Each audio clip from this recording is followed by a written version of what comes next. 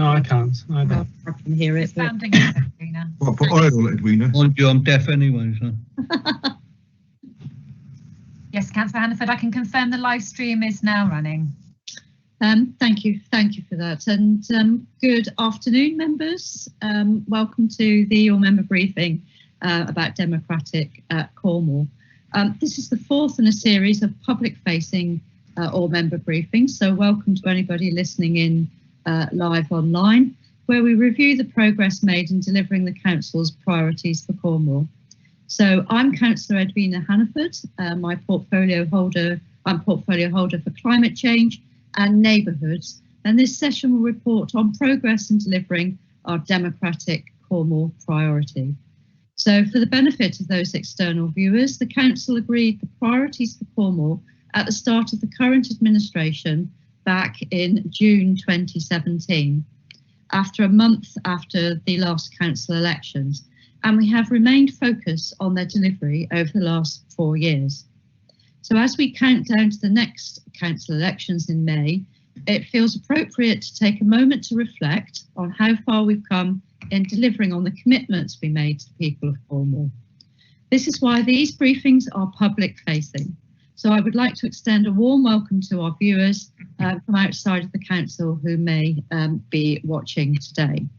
So in addition to reporting on progress on each of the priorities, these sessions will also reflect on the impact of the pandemic and the opportunities that we need to grasp to help deliver our new 2050 vision, together with some of the more immediate steps taken in the 2021-22 budget. So first slide, please. So when setting the 5 priorities for Cornwall, we recognise the importance of keeping people informed and giving them a voice, plus the desire to see decisions taken at the most appropriate level, whether that's Cornwall as opposed to Whitehall or town and parish halls as opposed to County Hall.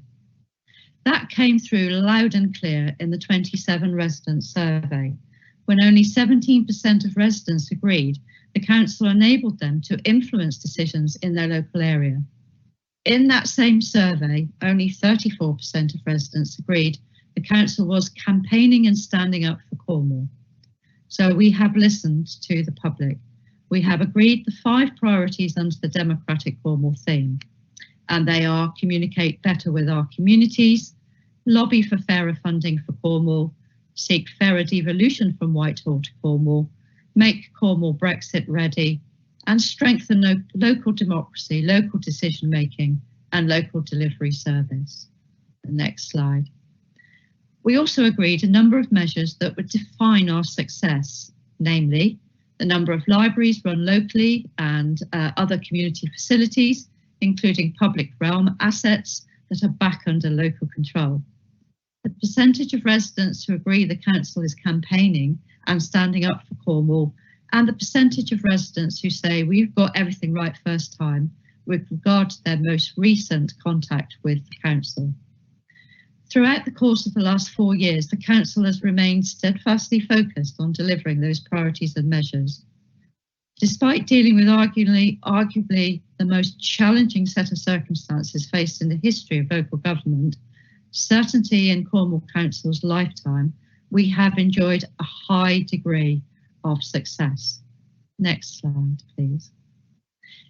This timeline captures just a small amount of the Council's Democratic Cornwall achievements since 2017, starting with the first of the library transferring across to town and parish councils and running through to our pioneering localism strategy, which I launched here 2 weeks ago. In between those 2 achievements, the Council has delivered many more initiatives, which range in type, but all of them has contributed towards people in Cornwall being better informed and closer to the decisions that impact where they live.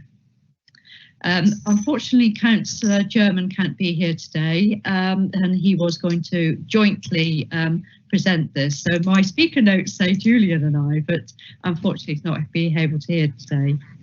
We'll highlight some of these in more detail in a moment, but are really proud of what the council has delivered since 2017. And that's not just me or the administration, that's all of us members, especially given the challenging backdrop.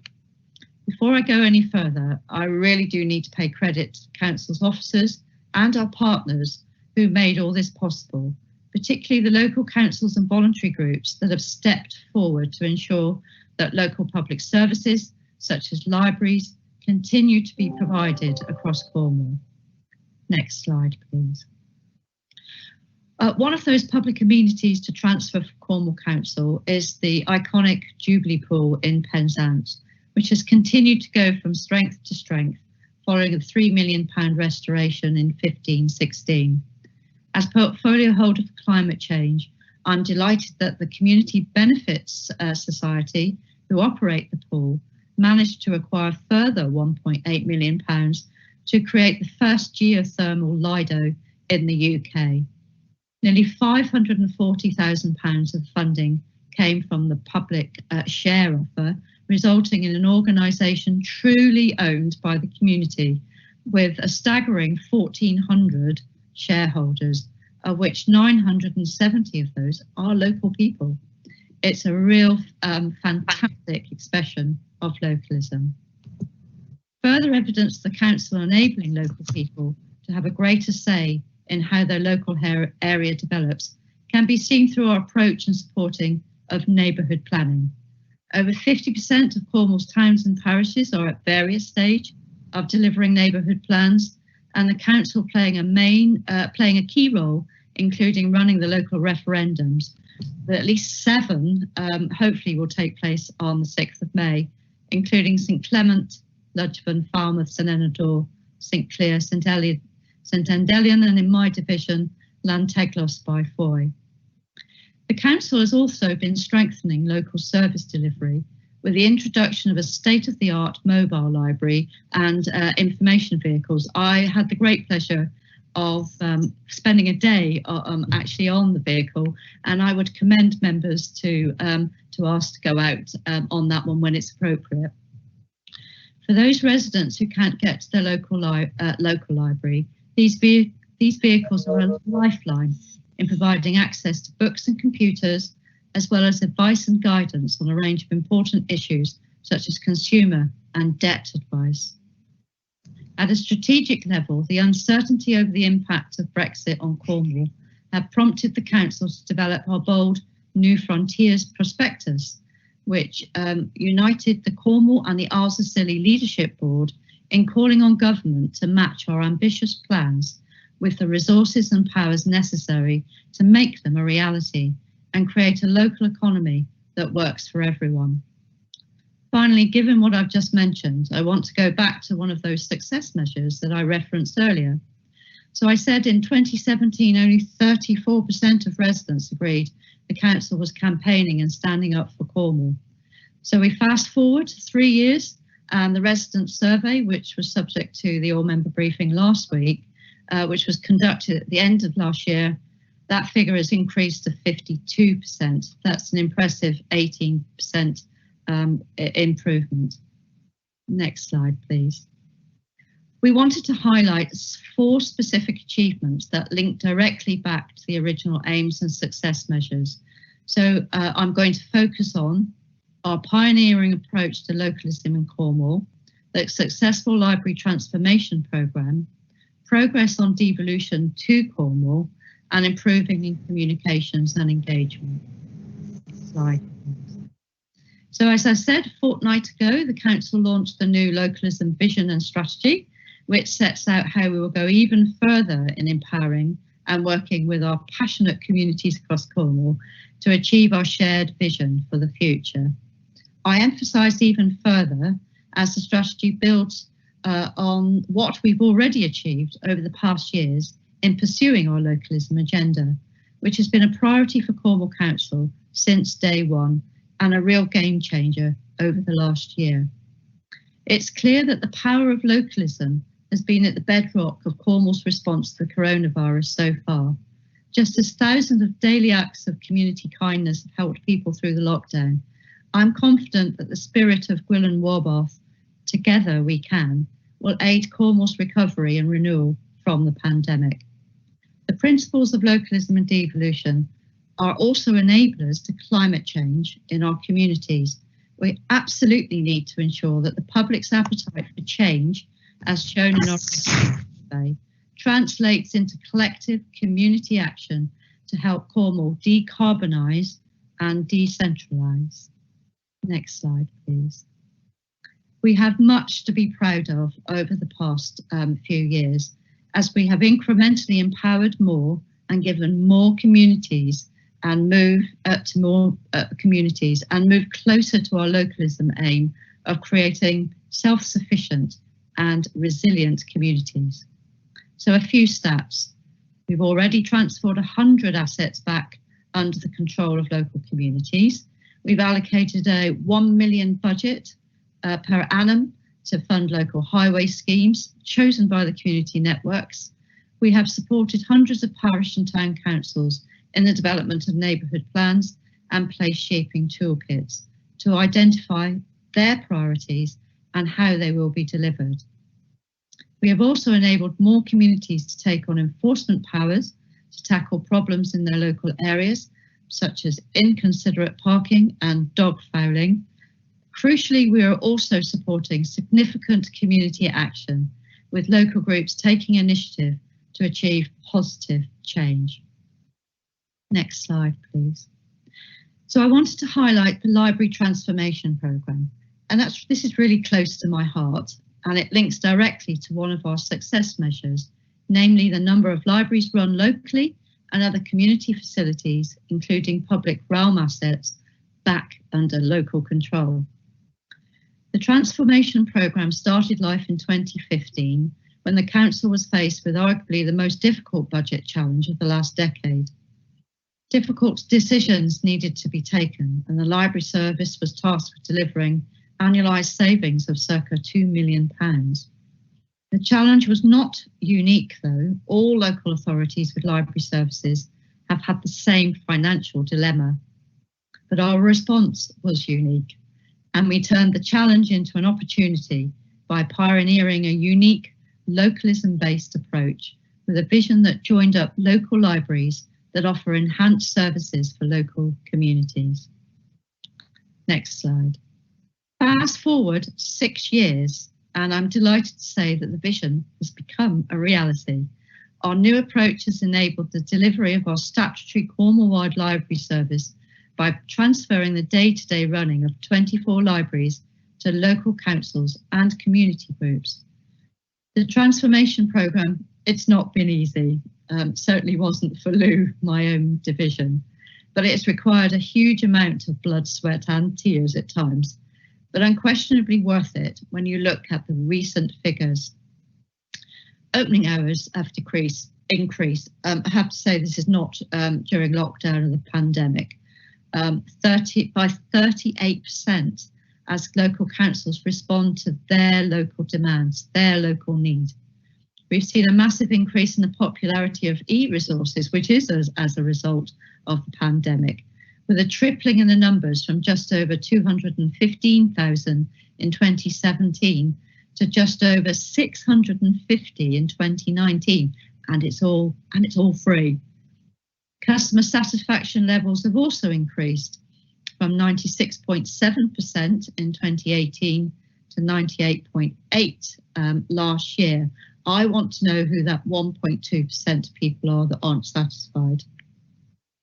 And I'm delighted that more children are accessing local libraries, with 1,438 children taking part in last year's digital summer reading challenge, and the highest number in the Southwest, with the average number of books chosen to read a really impressive 9.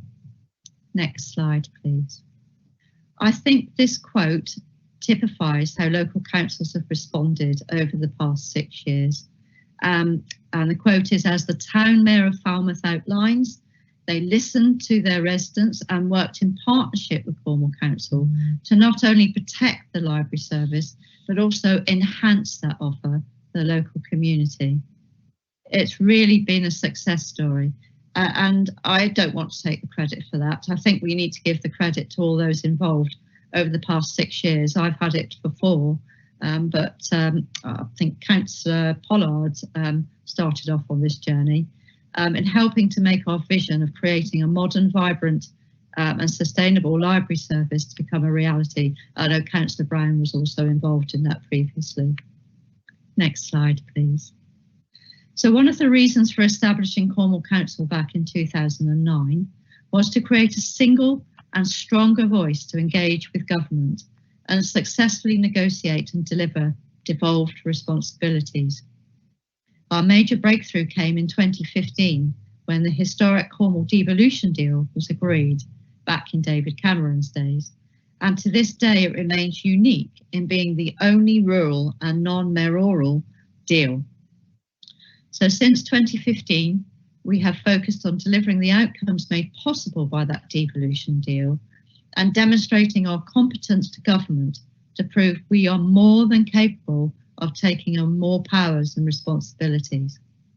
In fact, independent studies have shown that we are further ahead of anywhere else in translating the deal into positive and tangible changes for Cornwall's residents and for our businesses.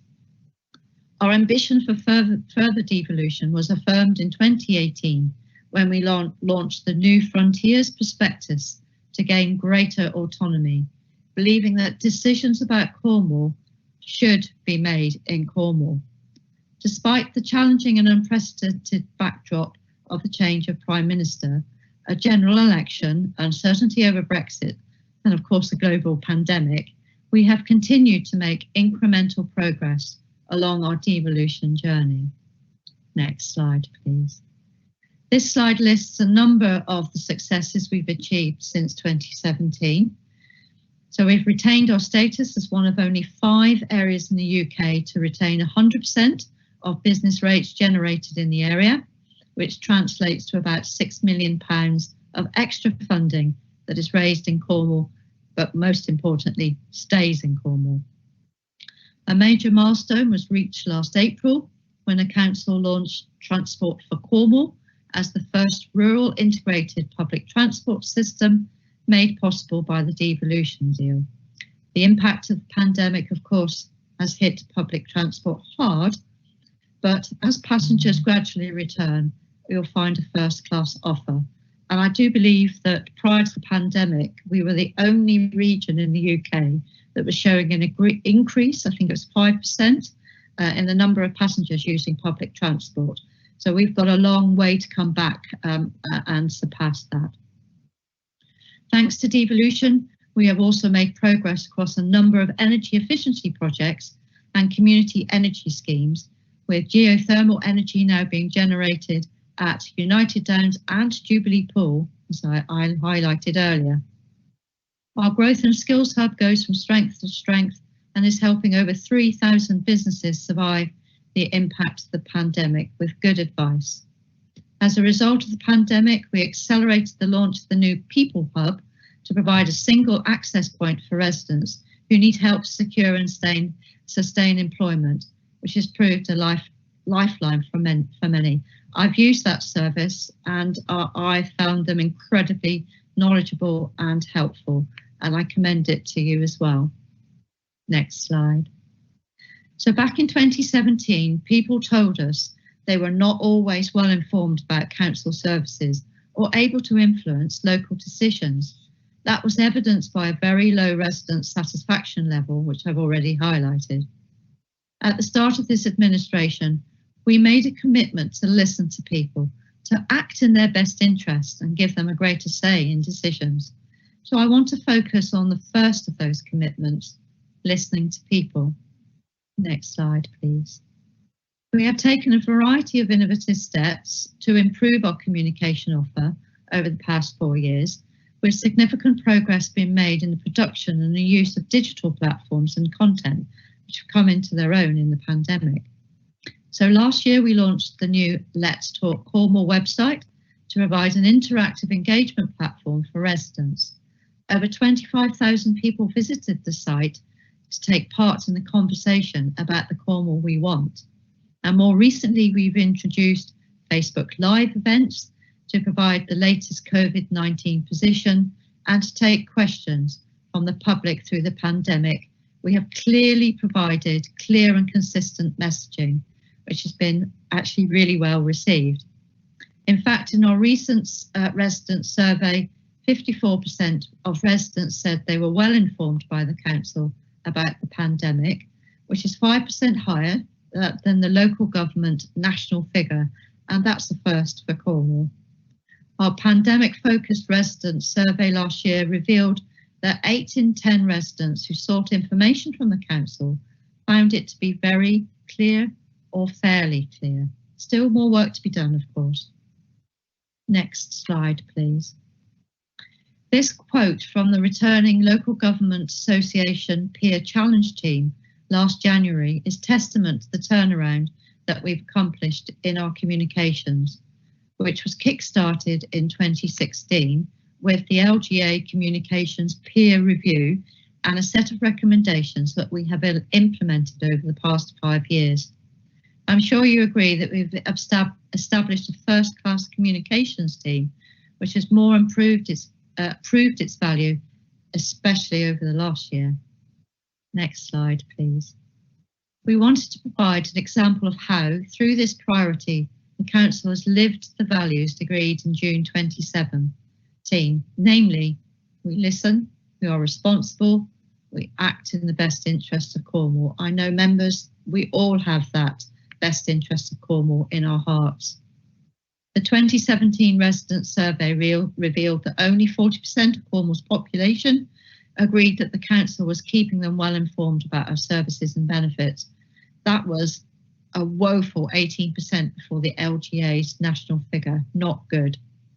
We listened, we responded with a commitment to communicate better with communities, which is enshrined within one of our 5 priorities for Cornwall, namely this one, Democratic Cornwall. Since 2017, the Council has taken numerous and sustained steps to improve our communication offer. In that time, we have welcomed support from the LGA experts and learned best practice from elsewhere, to the extent that we now have a significant social media following, and our newsletter reaches a remarkable 160,000 households. Fast forward 4 years to the latest resident survey has seen the 2017 figure increase by 18%, with 58% of Cornwall's population agreeing that Cornwall is keeping them well informed about our services and benefits. We listened, we responded, and we remain committed to improving our communication and engagement with people of Cornwall. Next slide, please. Turning now to the impact of the pandemic on this priority, and it's fair to say that the situation could have been a lot worse if it wasn't for the amazing, awesome efforts of Cornwall's voluntary sector organisations. From the outset, excuse me, we worked with communities and voluntary groups across Cornwall to ensure everyone that required support received it. It unquestionably created a sense of community pulling together with individuals, voluntary and charity groups, and the public and private sectors and members, forming a united Team Cornwall to fight the pandemic. We supported the voluntary sector to provide an emergency response, from food banks to ensure local families don't go hungry, to volunteers checking on vulnerable neighbours. We provided funding for grassroots organisations, which helped unlock over £1 million from other donors to support the community response. We created a community toolkit to support volunteers in helping their communities during the pandemic, and we redeployed our customer contact centres. We redeployed the council staff into volunteer coordination and provided support for the shielding programme. And some of those Cornwall Council officers are still working in those voluntary groups. Finally, we bolstered our customer contact centres to respond swiftly to thousands of incoming inquiries from concerned residents and business owners. In fact, since April last year, we responded to over 26,000 emails to the COVID-19 inbox and fielded 6,000 calls to the COVID emergency line. I think that's quite an incredible feat. Next slide, please. We must capitalise on any upsides of the pandemic, tragic and awful though it is, and ensure Cornwall bounces forward by strengthening our sense of community and encouraging more people to play an active role in civil society. Last year's pandemic-focused resident survey provides a high degree of hope that we can do that. 73% of residents agreed that their local community had pulled together during the first lockdown. 56% of residents had helped and supported others in their community during the lockdown.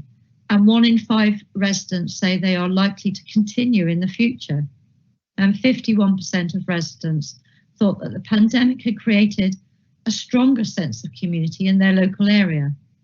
When asked what one thing people would like to see changed once the pandemic is over, 14% of respondents stated bringing communities together and helping each other. Excuse me. This chimes with the words of Will Tanner, who's the director of think tank Onward, who recently said, as we emerge finally from the pandemic, we need to not only revive a flatlining economy, we need to take steps to empower and recapitalize communities to give people back that sense of belonging and rekindle the social networks and institutions that on which we rely upon. I couldn't have said that better, and that is why the Council and partners have grasped this moment to develop the new 2050 vision and why we've refreshed our localism strategy. Next slide. That sense of renewed community spirit is at the heart of the 2050 vision, Gwilym Warbarth, Together We Can, Cornwall Plan, and underscores 2 of the 6 transitions, namely healthy, safe, resilient communities. By 2050, no one in Cornwall feels lonely, and people live longer and live better for longer, enjoying good health for at least 5 extra years of their lives. Cornwall is the safest place to live in the country, and we know our compassionate communities are helping others to live, to learn, and to age well. Thriving places with decent homes by 2050. Street homelessness in Cornwall is ended, and every child has a secure home to grow up in. Vibrant town and villages are well connected, so people can easily access what they need to live, to work, to play, and twice as many journeys made by green and active travel. Prior to the pandemic, both these transitions may have seemed unachievable, but our collective response to the challenges of 2020 have proved that together we can change our behaviours and take actions to make the 2050 vision a reality. So I've got a little bit of noise in the background. Our draft budget proposals for 21-22 will see Cornwall taking a number of steps towards delivering the 2050 vision, and those 2 key transitions by putting at least 20 more community assets and services back under local control in communities across Cornwall. We will continue to strengthen our localism offer by implementing our refreshed localism strategy to help strengthen communities and improve people's lives. The council will be retaining an extra £10 million of business rates growth in Cornwall to support essential services, money which would otherwise have been sent back to Whitehall if we didn't have that devolution deal. We will also be ensuring EU citizens living in Cornwall get the support they need to complete their Home Office EU settlement scheme process. We want our European citizens, residents, to stay here because we value the great contribution that they make to Cornwall. With our partners, we must and we will continue to stand up for Cornwall to secure fairer funding and further devolution for Cornwall. The fact that Cornwall is hosting the G7 summit in June this year provides an opportunity to secure some of those greater powers from government, and that's precisely what we intend to do. So thank you, members and members of the public for listening. I hope you found it uplifting, and I think we've got some Q&A now for the next half an hour, taking us through to 1 p.m. Thank you.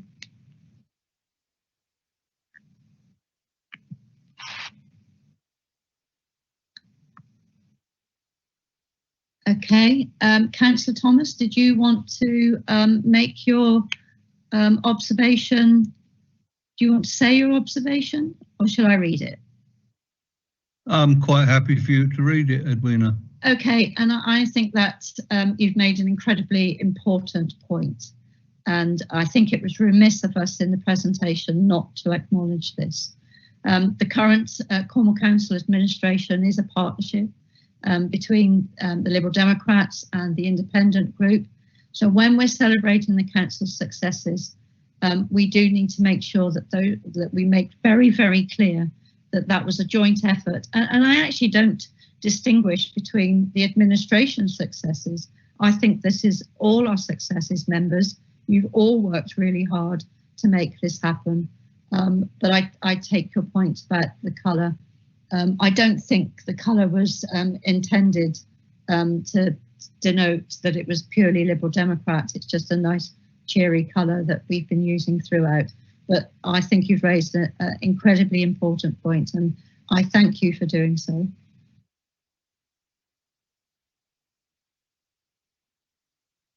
I can't see any hands up unless officers can enlighten me. Councillor Hannaford, it's Sarah Goodall here. No, I can't see any X's in the box or hands up at this moment. Oh, we're going to getting an early lunch, members.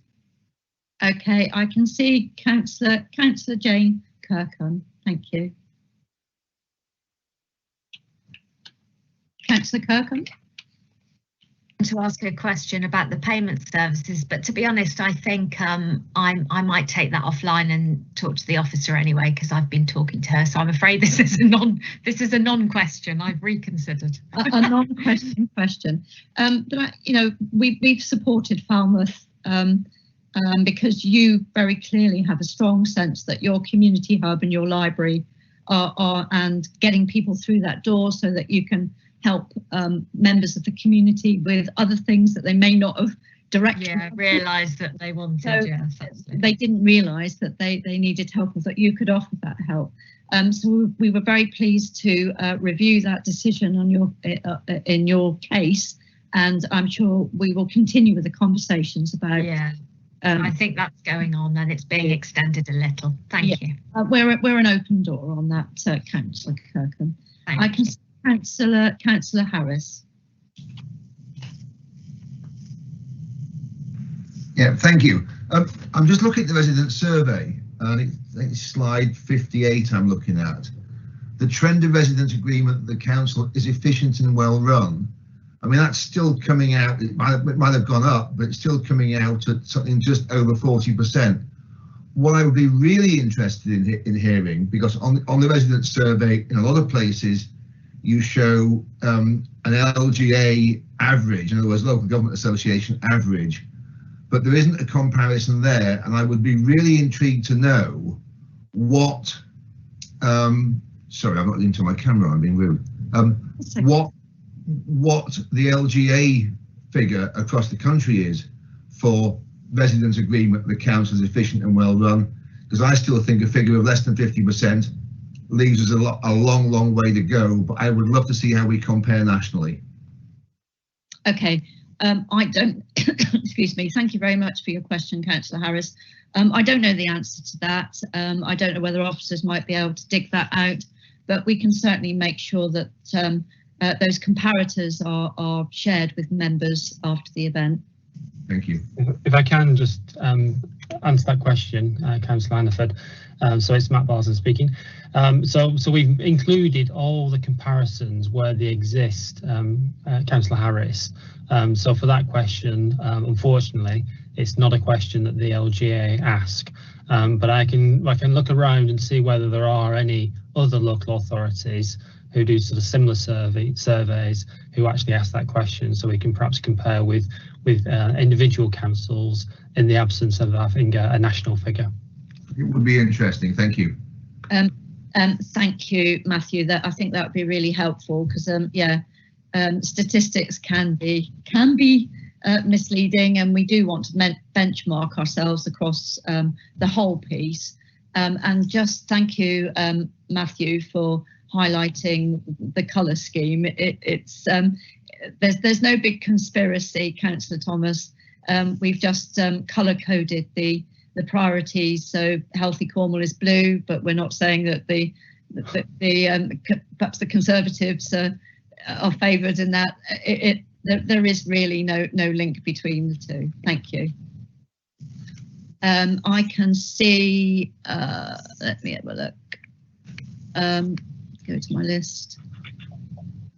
Bit sluggish today, mine.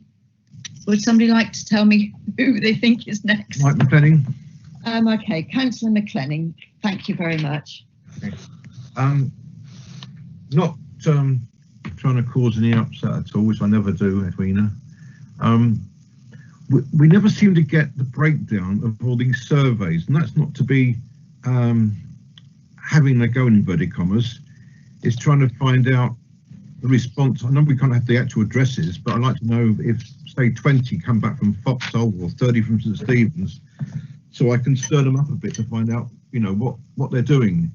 But I never get the feeling, asking around, that many people in my play country area respond, and I would like to do more to help out and find out the answers to that, please.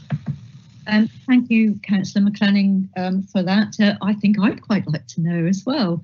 I don't know if we interrogate that or able to put out, we certainly wouldn't be able to put out people's addresses, but is that something that could be arranged either by community network area or by parish, Matthew? I think that the challenge is, and I mentioned this last week when Julie and when the leader presented the resident survey results. This is a sample of 3,000 people across Cornwall. So the breakdown that we've presented in the slide deck, the 90 odd slides that were published last Friday, broke it down to effectively 1,000 east, mid and west. The danger of going to a community network level is effectively on the basis of 3,000, you would have approximately 160 responses for that network. And at that point, it does sort of call into question the kind of validity of the responses. The confidence levels do start to deteriorate. So that's the challenge. I think if council wanted to do a survey that it would really be beneficial to the networks, we would have to increase the overall sample frame to probably 11,000, which is what we did back in 2017, where we then were able to cascade some of those figures to the network. So that's the challenge, is the numbers. But I can certainly speak to Councillor Penning. Can I come back on that, Chair? Yeah. Bina, please. Of course. Yep. To me, it doesn't seem a difficult ask, having done market research and competitions and readers, so I know where people come in from in my past life in the media. But one becomes a doubting Thomas and think that it's perhaps the people from Truro and the major towns that perhaps get more support, whether it's from the government about investment in Penzance, Red Ruth or whatever, and the areas that are neglected. And I ask around in my village of Coombe, which I hate putting people in brackets, I made it Edwina cough now, I ask around, they're not bad with their intelligence, and they say, don't know much about it, Mike. Well, you know, we would have filled it in. That's their fault if it's not made clear, and you all tell me it's made clear. But I just feel you should better say to me, sorry, I've just finished now, last sentence. Oh, 300 people replied in St Stephen and Brannell division. I really think you should better do that. Thank you. Thank you, Councillor. I think, Matthew, can you come back on that? And I've got a suggestion for you, Mike, as well. Yeah, so I think we can provide the numbers per community network level. I can give you the actual figure, but what I won't be able to give you is the actual results for those, like say, approximately 160 people in each of the networks that were surveyed by the company on our behalf, because there is that sort of danger of the results being misinterpreted because the confidence levels are are so extreme. I would also just give a plug for the census, which is due to be rolled out by the ONS and the government from the 1st of March. Census Day is the 21st of March. The ONS are promising to get the results out even quicker than they did in 2011. And clearly the census goes to every household. So the council and certainly members will want to sort of pore over those results as and when they start coming out, which is probably much later in the year. But I would flag to members, and I would encourage members to ensure that as many of your constituents complete the survey as is humanly possible, because that is the most accurate gauge of public sentiment and certainly intelligence that the council can rely on. Thank you, Matthew. The only thing I was going to suggest, Councillor McLennan, is that perhaps through the community network panel, if you're really part of the network priorities and place shaping, that you undertake your own surveys.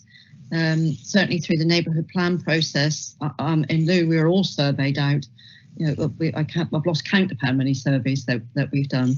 So relying on a 3,000 number survey across the whole of Cornwall could be skewed, as the officer says. So maybe to do something that's more specific to your parish, and your community link officer will be able to help you if that's something that you would value.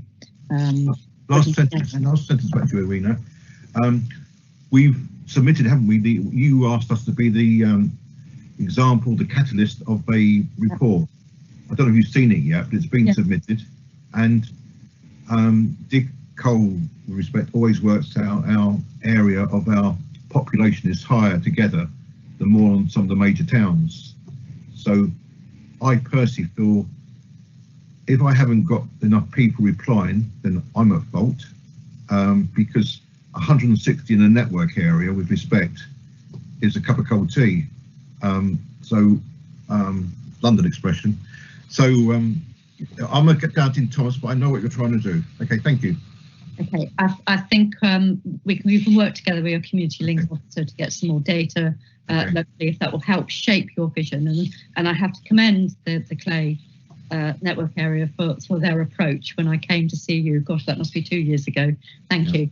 So looking at the questions, I can see Councillor Wills has his hand up, and I'm not sure if that's a legacy hand or you'd like to come back. So Councillor Wills first, please. Edwina, thank you very much and good afternoon. And thanks very much for a very, very interesting briefing. And I just wanted to say how delighted we are here in St Cullen Major with the devolution packages that we've been involved in, taking over our library, Trekenning car park, the land at the Hurlings, various different parcels of land from Cornwall Council. Local town and parish councils are far better placed to look after these amenities and to bring these amenities up to a standard and to invest in these amenities for the benefits of their communities. There is, of course, the other flip side of the coin. It is a bit expensive. Yes, you do have to invest, but by doing so, you then give your community the best that you can offer them. And I congratulate this administration and the previous administration on the wonderful job they've done regarding devolution, and to local authorities. It's been an outstanding success. When we took over the toilets from Cornwall Council, and this is no pun intended, we slashed the price of running those toilets by 75%. We did so by employing a local cleaner, by putting in energy saving devices in the cisterns, energy saving lights, and it really was, you know, a great success. So well done to all involved. On behalf of the people of this parish and Cullen Major, we're delighted with what's happened. Thank you. Oh, blimey, Councillor Wills, thank you so much. And I think it would be wrong of me to take the credit for that. Yes, we may have put some of the ethos behind it, that it's important to this and the last administration, the joint administration, that we believe with your assessment that decisions and assets are often better run locally. I think you're doing a much better job than Cornwall Council could ever do. And the reasons for that is that you have that passion, and I can hear that passion, Councillor Wills, in your voice. You've got that local knowledge, and I think it puts a more direct response to your electorate. Sometimes Cornwall Council can feel a bit remote and sort of too far away. So I think you can be far more responsive, as you have done, to that local need. And actually, you're accountable. You personally are accountable to your residents very directly. So I want to thank your town council.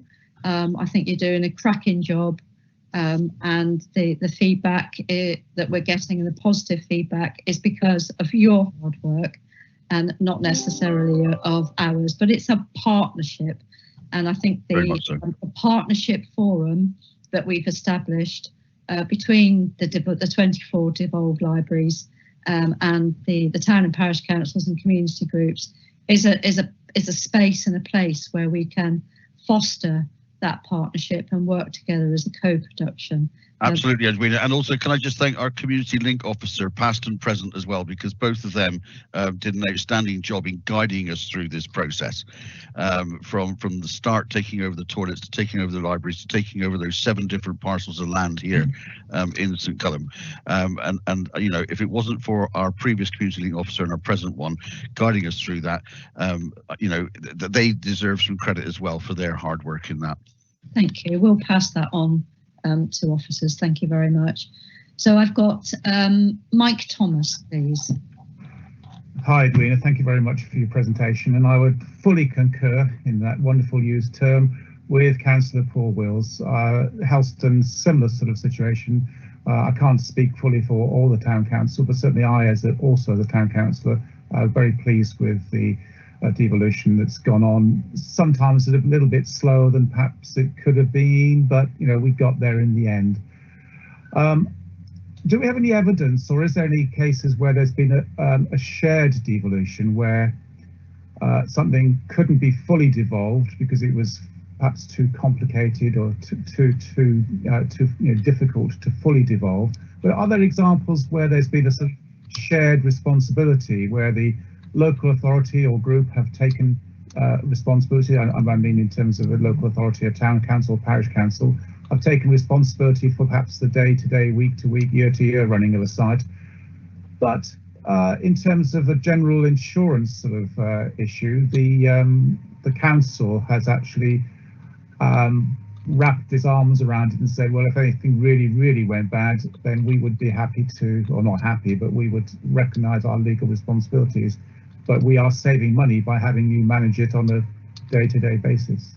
Do we have any examples of that? And I'm sorry to sort of tease that out of you a bit, but okay, thank you, Councillor Thomas, and thank you for your kind words. The Helston model is actually quite different from some of the other models in that it is a wider partnership between the Department of Work and Pensions and Cornwall Council, and I think libraries. Libraries are an example of what you've just described, because Cornwall Council retain the right or the legal position to provide a comprehensive and efficient service. So we have the legal requirement to provide that service. It's not actually been defined or challenged in law exactly what that means. But to date, we haven't had any challenges about the way that we're looking at it. And there's all different models across the country. There are staff buyouts, there are closures, and centralising.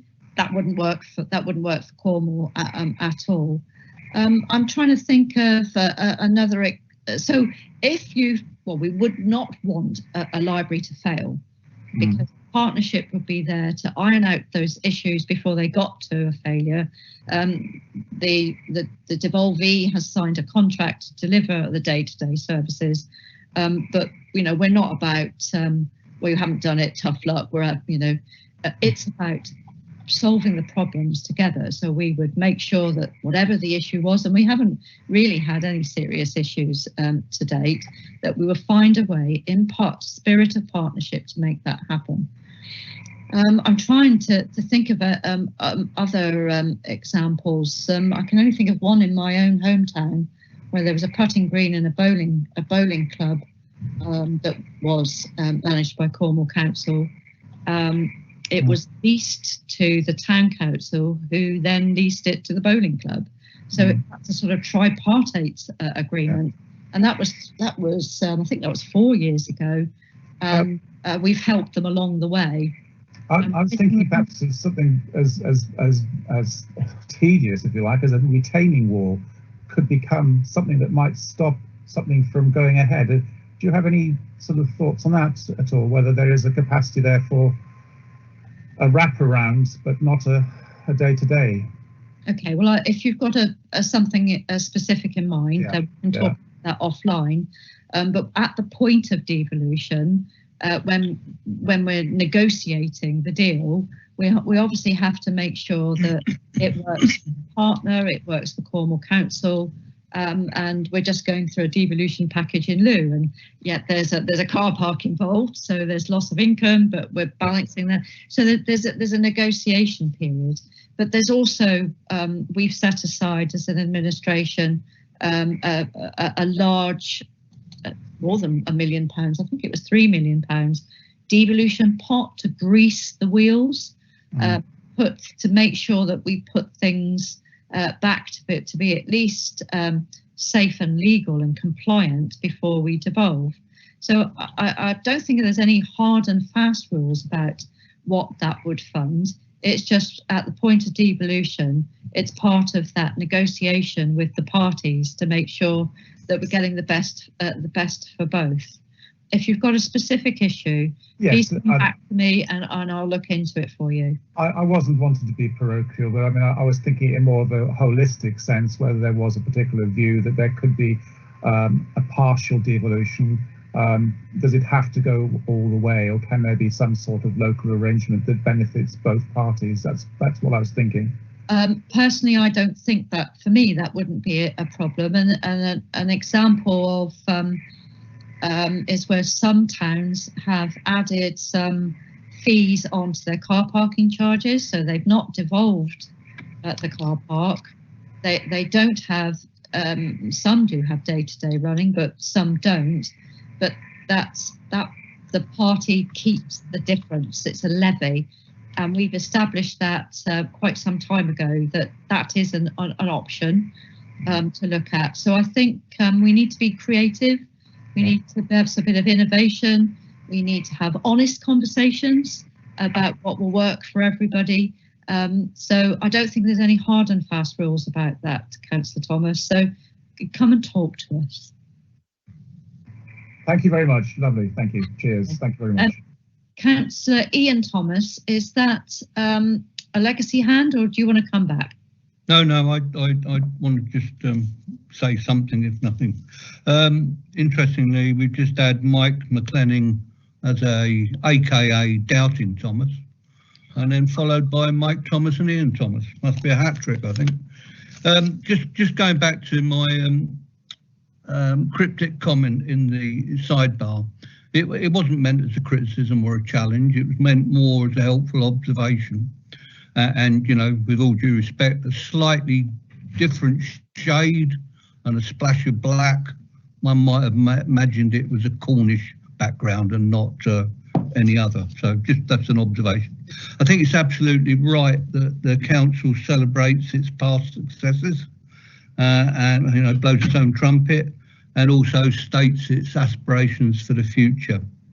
In terms of Red Roof, for me, in my opinion, it's worked really well, devolution, in terms of the library and East End playing field, etc., etc. So bring it on as far as I'm concerned. The only thing I just wanted to touch on is that, and it is a bit parochial to start with, since 2018, and I might be going off piece really, but since 2018, I've been trying to drive a road safety campaign, effectively an increase in or an extension to the 20-mile-an-hour zone in my division. Due to a nasty road accident before Christmas where a young child, pedestrian child, was scat, ended up at A&E and a vehicle parked on its side, there's been calls to extend my campaign to a perhaps parish-wide but not boundary-wide approach. I know very well that Cornwall Council have uttered previously about implementing 20-mile-an-hour zones, both in towns, and I emphasised in village centres too. I just wonder if you had a view or some good news that perhaps we could share. Thank you. Thank you, Councillor Thomas, and I love your doubting Thomas. That's brilliant. Thank you for that. And thank you for your kind comments about your experience of devolution. I don't know about the 20 mile per hour. Wasn't it a subject to a motion around schools? Because I believe there's 20 mile an hour around all schools in Cornwall now. I'm afraid that's gone slightly past my my area of expertise, but I'm happy to raise that with my colleague, Councillor Brown, so I don't waffle and tell you something incorrect. I think we always should be following the data, but we should be listening to local views. Just because the data doesn't show large numbers of accidents doesn't mean to say there haven't been lots of near misses, and it's a concern. So I think a local survey on that would be really helpful to provide the local evidence for that. So I don't think I want to comment more on that in case I speak out of turn, but I will definitely raise that with my colleague, Councillor Brown, and start a conversation for you. Thank you, Edwina. Thank you. I can see David Eakins-Smythe, please. Yes, thank you, Edwina, and thanks very much for that excellent presentation. It's very very pleasing to be part of a success story, and I think that is what you demonstrated this morning. I'm breaking the Thomas link here. It just occurs to me, listening, and this is sort of part parochial, but mainly not. 11, where I is in my division, is a fairly large parish, and we have had successful devolution of the park and 1 or 2 other assets as well. It does occur to me that the nature of Cornwall is that there are lots and lots of non-towns, very small parishes that would probably like to have a degree of local control, but may not be in a position to manage that. I just wondered, I presume you're going to tell me it should come through the network areas, and I agree with that. But it's important to let them feel, that is the people in those smaller areas, that they've actually got some degree of control themselves, I think, and that maybe needs to come across a little more strongly. But overall, I think it's great to be part of a successful, progressive story. Let's keep it up. Thank you. Thank you very much, David. And I think that progressive story, and who doesn't want to be part of something that's successful, but we can always do better. So thank you for your kind comments. So there is an issue, I think, that there are some communities across Cornwall where there aren't any Cornwall Council assets. So you can't devolve something if it doesn't exist, and there may well be, and I'm not sure if Councillor Long is on the call still, and if there were Bodmin members, they would tell us we've been running services in our town always. You know, we've been doing this for a long time. So I think if you do have a specific project or something in mind, you're quite right. Your community link officer is your first port of call. How you square that's about, if you haven't got assets, how can you devolve assets? But there's services as well, and we could have a conversation about services that your community find are important to them, and see how we can work together on that. Of course, the highways the highway scheme has helped to enable communities to do more than just devolution. It's helped them to make decisions about how the money is spent. So devolution is not just about assets, it's about services, but it's also about having control over what happens in your area. So I've prompted Councillor Long now to get involved. I shouldn't have poked the bear. So Councillor Long. Well, thank you very much. I'm not sure about the analogy of me and a bear, but I have lost a little bit of weight. But anyway, but thank you very much. Yeah, I think what it does do is it underscores the one big issue you have with the so-called devolution agenda is the fact that where you've got areas like ours where we dealt with, we took a strong lead early doors when we could see the writing on the wall with regard to funding, and took over a lot of assets, sometimes without payment, sometimes without even with payment, and the payment was stopped unilaterally. But we're still paying the same amount in the council tax. For example, I'll give you an example. We've got 6 parks and open spaces in Callington where we maintain them through the town council with no funding whatsoever from Cornwall Council. But there are parks and open spaces in other towns further down Cornwall where there might be 10, 12, 13 parks, all of which are maintained by Cornwall Council. So there is an inequality there. There are some inequalities if you look at Clay Country where they don't actually have a static library system, whereas elsewhere they do. So there are these issues where things are not equitable across Cornwall. And that is always going to be a problem that you're going to have. I think the concern we have is that you use the word devolution, but unfortunately devolutions mean different things to different people. And when the governments don't devolve money and responsibility, just the responsibility to do something, I think that is not really devolution. That's reneging on your responsibilities as a government. And I think that's what has happened to a large extent across the whole of the UK, and especially in Cornwall, where we're being told to do more things, but with less money to do it. And I think that is an issue. But yeah, there we are. You've prodded me, and I've responded. And when I say bear, I mean a lovely cuddly one. Thanks. Not a I'm nasty, not sure that helps. not a nasty small one, so a nice cuddly one. I'm not sure that helps. It was an endearment, Councillor Long. So early adopters, yeah, I mean that was where I was coming from. That the early adopters might feel a bit aggrieved that you're not seeing the benefits of later years and that the devolution pot of money and the whole wraparound support, and I can see why you might feel aggrieved by that. So I agree there hasn't been a level playing field about that, and I've only been having this same conversation myself about our devolution fund. The library was devolved a couple of years ago, and that meant that as a town council we took on saved the Cornwall Council, I think it was £60,000.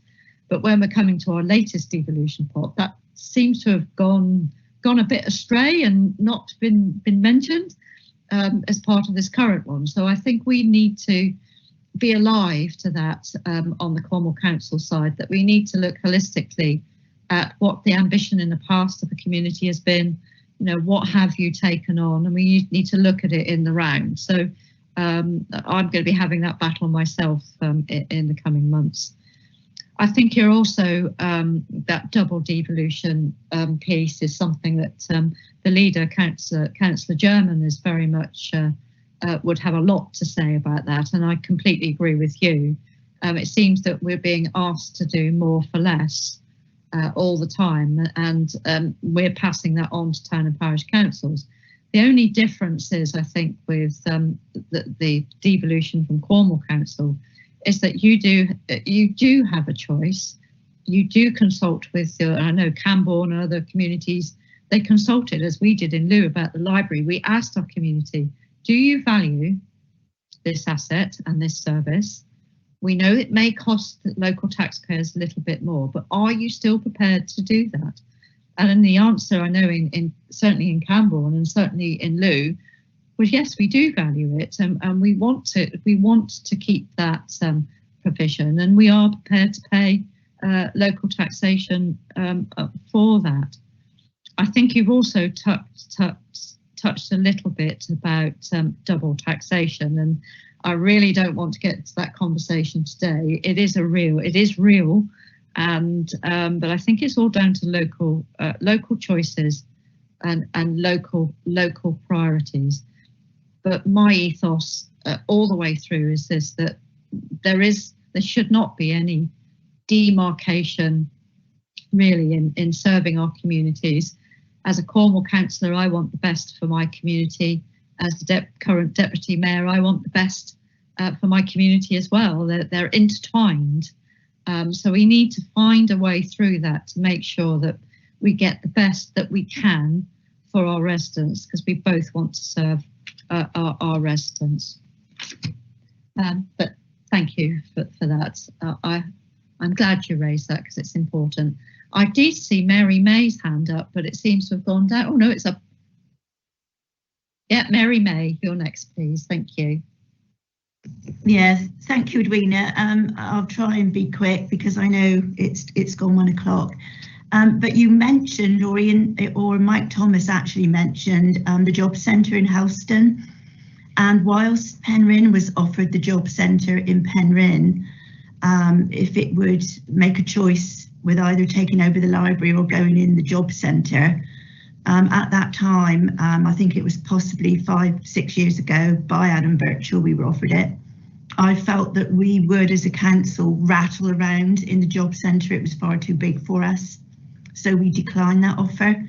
However, in the meantime, I've tried quite a few times to find out what is the future of Penryn Job Centre. Now, you probably won't know because it is a government building, but I've not since heard from Adam Birchall, but I have asked a couple of officers, and they might genuinely not know, but it would, in my view, be a building that could be a real asset to Penryn, because, you know, obviously people who attend the job centre now do so more online and don't actually turn up at the office themselves. So if you know of a person that I could ask, I would be very grateful if they could come back to me what the direction is for, in particular, the job centre in Penryn. Okay, thank you very much for that question, Councillor May. I don't know the answer to that one, but we can take that offline, and I'm sure Matt's making notes of the questions, and we can definitely follow up on that. So thank you for that. I can see Ian Thomas's hand is still up. Is that a legacy one? Or do you want to quickly come back before we finish? No, it's a new one. Oh, right. So I think we have to make this the last because we're 7 minutes. Okay. Right. There will be summoning me in a minute.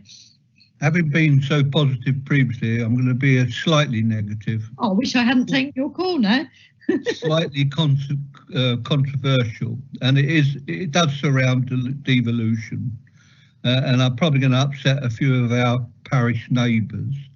But one of the bones of contention with devolution, and I'll give an example, is the public library in Redruth. Hugely successful. We made the absolute right decision to bring it in under devolution, and everybody applauds the fact. However, many of the visitors of the library are not from our parish. They come from the mining villages, they come from further afield, and they benefit from the precept of the people in the town. So it's a bit of a bone of contention. It has been ongoing, but I do feel that the council and the parishes should look at those without the facility making a contribution to those who have. Okay. Thank you. Thank you. I think that's actually a really good point. There's no legal reason why a surrounding parish to an asset like a library in law cannot contribute. It's whether they want to is another thing. We had hoped that the local governance review might tease out some of these issues perhaps it didn't quite have the desired effect. I think again it's about talking to your neighbours, negotiating, but there's no legal reason why they can't contribute. That's certainly, I got a legal view on that over in Weybridge, I think it was. So I think it's about having a discussion about that. And in your area, you could probably use that, use the mining villages network perhaps to have that conversation that feeds into the main network panel. But I can see that that doesn't seem fair. Others using something but don't contribute to the upkeep of it. I get that, but we can help facilitate those conversations. I think I can't see any more hands. Thank you for a very slow start on the questions. You came up with some crackers. So thank you very much for your attention, and have a great weekend. And thank you for the officers for facilitating it. Thank you. Thanks, Edwina. I'll be in touch. Thank you, Cheers. Edwina. Thank you.